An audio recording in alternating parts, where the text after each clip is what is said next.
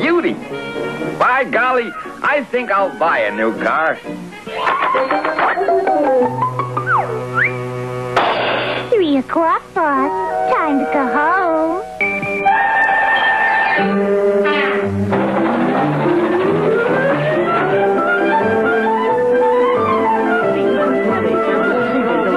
I've never eaten anything so fattening in my entire life.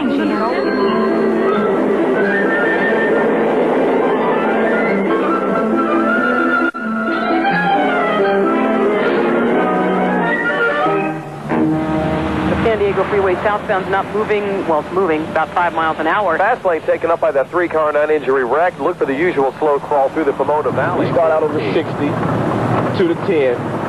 So we start from 10 to the 210. Then we go from 210 to the 134. And from the 134, we get on the 5. We spend an average of 4 hours a day. It's dark when we leave, and it's dark when we come home. We walk in the door, it's dark.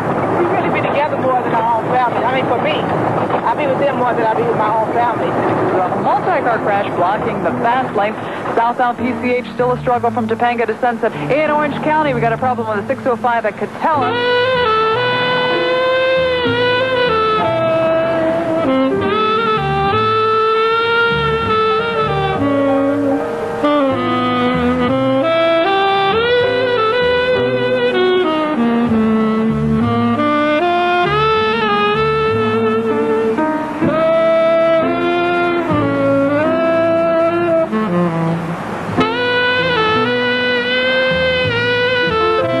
This is a story about how things got the way they are. Why sitting in stalled traffic seems perfectly natural. Why our public transportation is the worst in the industrialized world. And why superhighways cut right through the hearts of our cities. This is a story about how the auto and highway industries reshaped America.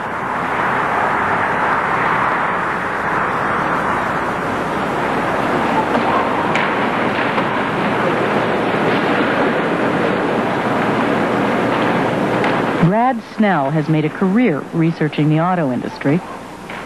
He spends much of his time here working on a book about General Motors. How long have you been working on this project?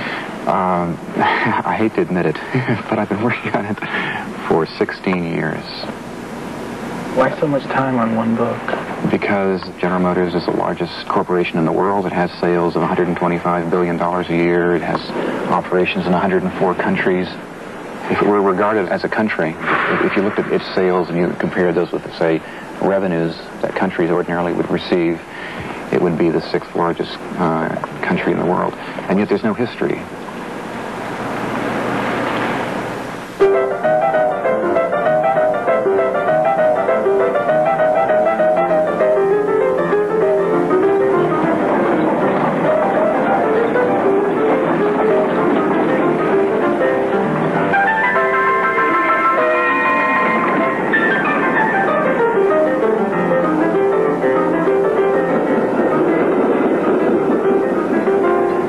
About public transportation in America, for the first part of the century, you're talking about streetcars. Trolleys ran on most major avenues every few minutes. Steel track and quiet electric motors made the ride smooth and clean and comfortable. The center of the road was reserved for streetcars, and the new automobiles had to move out of the way. In 1922, only 1 American in 10 owned an automobile. Everyone except for the 1 in 10 who owned an automobile used rail.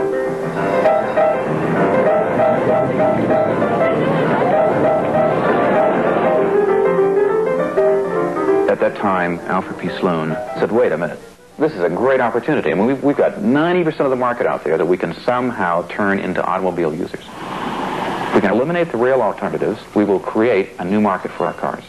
And if we don't, then this whole, the entire General Motors sales are going to be lovely. They had to get rid of the streetcars.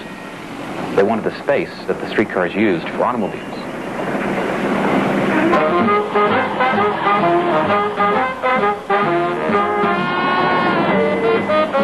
They had to find find something they could put in place of the streetcar. Sloan had the concept that he wanted to somehow motorize all the major cities of the country. That meant replacing all the street railways with buses. And ultimately thinking that no one would want to ride the buses and therefore they'd buy General Motors automobiles. Sloan wanted to get in very big in this field. What he bought was phenomenal. The largest bus operating company in the country and the largest bus production company. And using that as a foothold, GM moved into Manhattan. They acquired interest in the New York railways, and between 1926 and 36, they methodically destroyed the rails. When they were finally motorized New York, General Motors issued these ads throughout the country, and this is important because they're trying to show that motorization is the wave of the future. They issued these ads, and it said, "The motorization of 4th and Madison is the most important and epical event in the history of community transportation."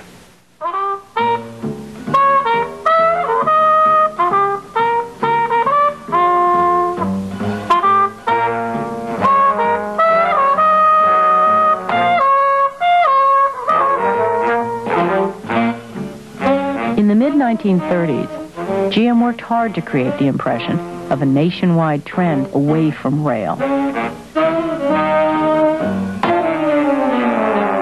But there was no trend. Buses were a tough sell.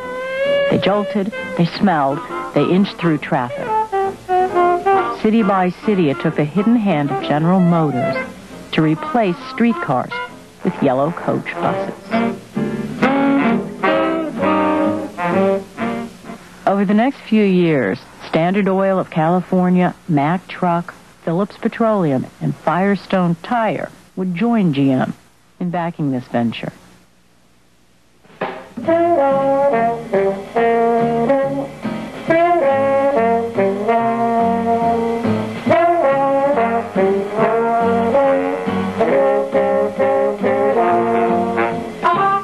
All of a sudden, you get these fellows with fedora hats, the spats.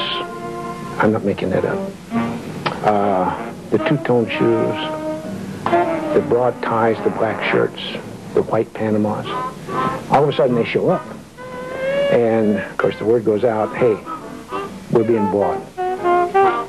Fitzgerald, big name in buses. National City now in top place as operator of city route miles. Prime mover is E. Roy Fitzgerald, who describes himself as one of 5 farm boys trying to run a few buses. The Fitzgeralds came in here just like they did in every city they ever went into. They destroyed an established public transit system that had been built to meet the needs of the people.